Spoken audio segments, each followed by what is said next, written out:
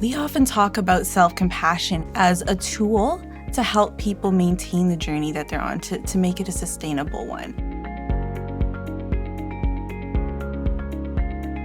Because we do know that there are ups and downs. We're all human. It is the most normal thing in the world to have some failures along the way. The reality is that, for the most part, people are actually very good at compassion. We know what compassion looks like.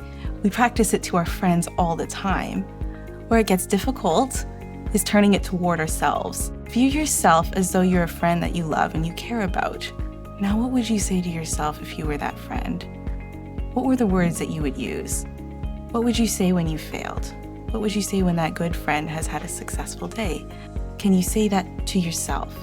And if it doesn't feel natural at first, that's okay. Again, I would encourage you to deliberately put yourself in the position of, okay, I'm not me, I'm my friend, and I love my friend. These are the words that I would use. Eventually, that can become naturally directed toward yourself. In that way, you can kind of practice self-compassion again as a tool.